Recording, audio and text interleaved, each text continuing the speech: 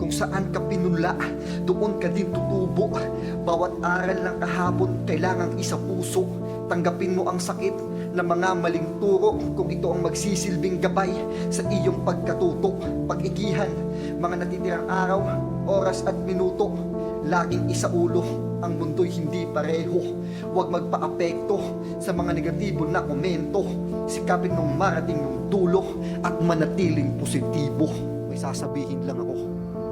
Marahil binigyan uli ako ng pagkakataon na bumangon sa aking pagkakadapa na ipakita ngayon na kaya ko nang malagpasan ang hamong binigay, sapagkat hindi ako nawalan ng pag-asang ituloy aking nasimulan. Nawala lahat nung pag-aalam nun, kabilang banda ako'y pinagtatawanan. Bakit sino ba yan?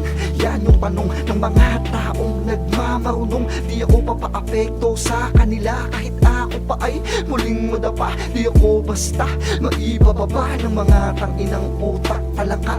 Di ako sikat kaya di malalaos, nakasampa sa entablado kahit di nakapagtapos. Di ako nagyayabang, gusto ko lang ipaalam na kaya ng iba ay kaya ko din.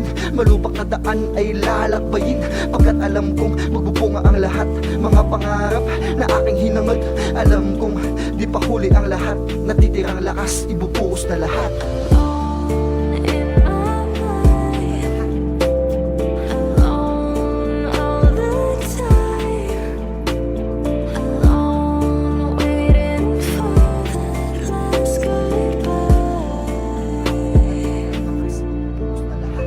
Pinag-ibay ako ng aking pinagdaanan, nagkalat pa nga hayop, kailangan maging matapang. Masukal ang gubat, kailangan kong lumaban. Pangil sa bayan kong sabay. Kaya di ako naniniwala sa mga magagandang bagay na nakikita ng mata.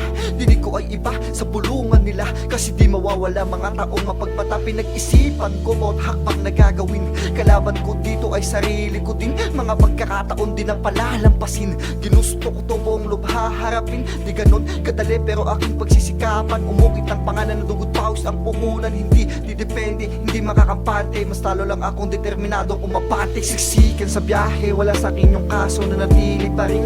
Akong agresibo, mga aral lang kahapon aking isinapuso, pagkat alam ko kung saan ako patungo, malayo-layo pa. Kailangan dire-diretso, pag narating ko na dulo, dun pa lang ako pepreno. Pagkat alam kong di pa huli ang lahat, natitirang lakas, ibubuhos na lahat.